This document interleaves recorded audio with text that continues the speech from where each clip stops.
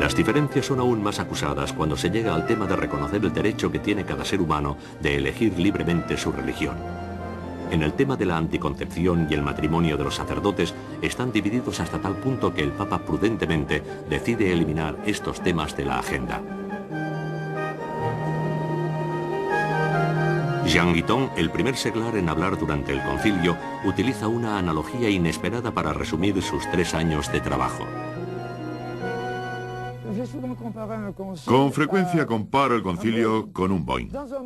A menudo me he visto ante los mandos, por así decirlo, de un Boeing. Muy bien hubiera podido despegar porque es realmente fácil. Te deslizas por la pista y en un momento dado mueves las palancas y el Boeing se eleva en el aire. Esto es fácil. Hasta yo podría hacerlo sin demasiados problemas. Y luego, el Boeing permanece en el aire durante un determinado periodo de tiempo. Pero la gran dificultad se encuentra en el aterrizaje. ¿Cómo es posible que un Boeing, que es muy pesado y extremadamente potente, aterrice en una pista que es muy estrecha? Por consiguiente, considero que Pablo VI estuvo admirable porque fue capaz de conseguir que el concilio aterrizara. Un concilio que hubiera podido durar 30 años, solo duró 3. Aterrizó de una forma maravillosa. El 8 de diciembre de 1965 termina el concilio y la Asamblea obtiene una auténtica victoria frente a la pesada maquinaria del Vaticano. La idea de la colegialidad reina en la Iglesia. Los obispos incrementan su poder a costa de Roma. Los seglares tienen voz en la sala capitular. La noche del 4 de agosto se produce la renovación de la vieja monarquía católica. Pero este cuestionamiento de la autoridad inspira a todos los que afirman que en el concilio no se ha profundizado, que se han ignorado las cuestiones más controvertidas. En octubre de 1969, las protestas llegan hasta las ventanas del Papa. El desafío a la autoridad producto del concilio se intensifica en el clima del 68.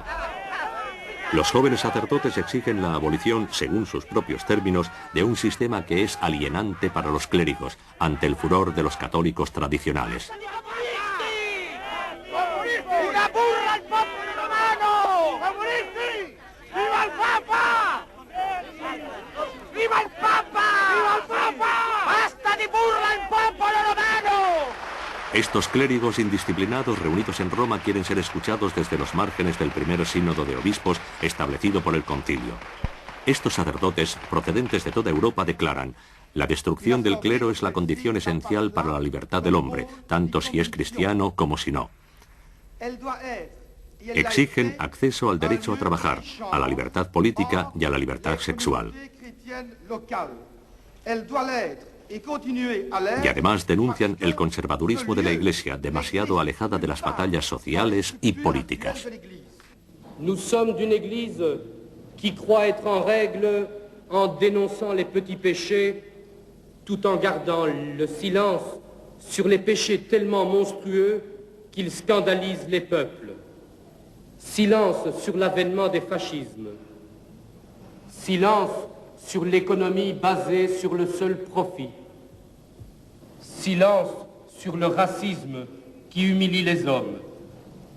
Nous sommes d'une Église silencieuse qui préfère sa sécurité a sa mission. Al frente de la delegación francesa se encuentra un sacerdote de la oposición, Jean-Marie Trillard.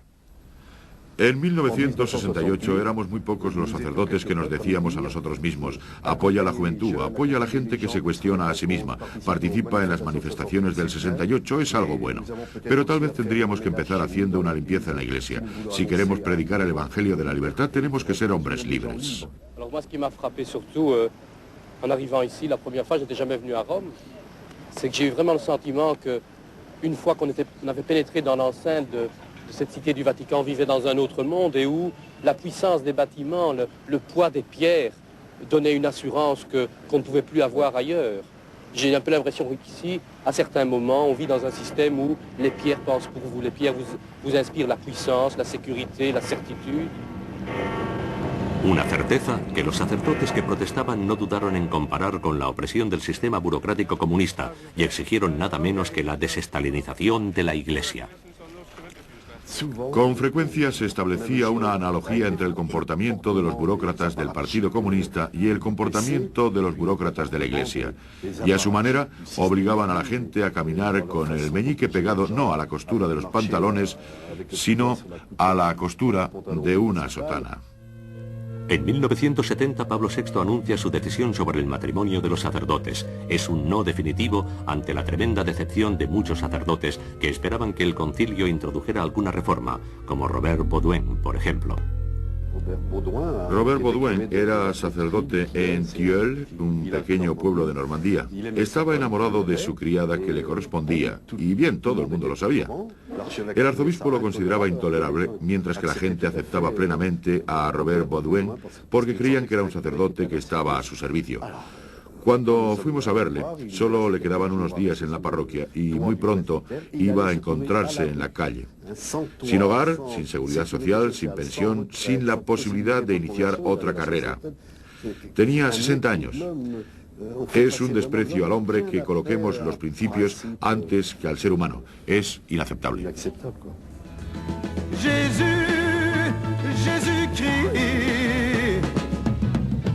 Jésus-Christ est un hippie. S'il existe encore aujourd'hui, il doit vivre aux États-Unis. Il doit jouer de la guitare et coucher sur les bancs des gares. Il doit fumer de la Marie-Jeanne avec un regard bleu qui plane. En la década de los 70 se desafía la imagen de la Iglesia. La imagen de Jesucristo cada vez es más popular. En la abadía de Beaucamp, en Bretaña, el sentido de lo sagrado y lo festivo se unen en nombre de Jesucristo. El prior, Bernard Berset, de 25 años, era el teólogo más joven del Vaticano II. A su vuelta abrió las puertas de su monasterio a todo el mundo. Aquí encontramos trabajadores, estudiantes, creyentes, no creyentes. Es lo que él llama su laboratorio utópico. Yo decía que estábamos buscando un cristianismo crítico, lírico y político. Y creo que estas tres palabras definen realmente la orientación que en su mayor parte compartían las miles de personas que a menudo visitaban la abadía. Pero esto no correspondía al deseo, bueno, de la concepción oficial que la Iglesia tenía de los monasterios cistercienses.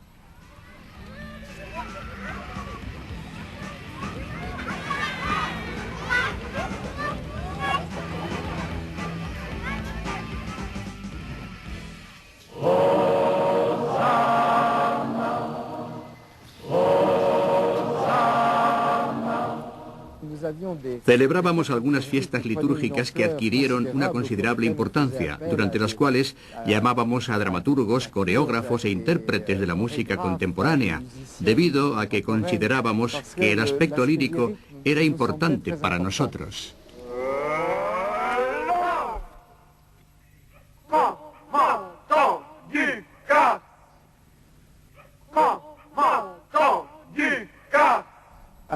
Saltando de pregunta en pregunta, cuestionándose una y otra, llegué al punto de formular preguntas relacionadas con los dogmas fundamentales de la Iglesia, especialmente para conocer más profundamente el dogma de la Encarnación, que poco a poco me estaba haciendo más herético. Tengo en alta estima a la persona, el hombre que fue Jesucristo. Pero de ahí a decir que es un hecho puro y simple que Dios creara al hombre, es una línea que no he cruzado. Jesucristo ya no será el Hijo de Dios. Esta vez la Iglesia se encoleriza. Las investigaciones de Bernard Berset han ido demasiado lejos. Es relevado de sus funciones. El joven y brillante teólogo del Vaticano acaba por abandonar la vida religiosa. En la década de los 70, el impulso dado por el concilio desarrolla otro movimiento de investigación en el otro extremo del mundo. En Sudamérica, muchos sacerdotes denuncian las catastróficas situaciones políticas y económicas. Enseñan la teología de la liberación, una relectura del Evangelio bajo el prisma marxista. Afirman que todo es político. Durante mucho tiempo, la Iglesia ha estado demasiado cerca del poder establecido. La discusión radicaliza a ciertas personas, como el caso de este sacerdote que predica portando armas. Elige el nombre de Camilo en honor a Camilo Torres, un sacerdote colombiano que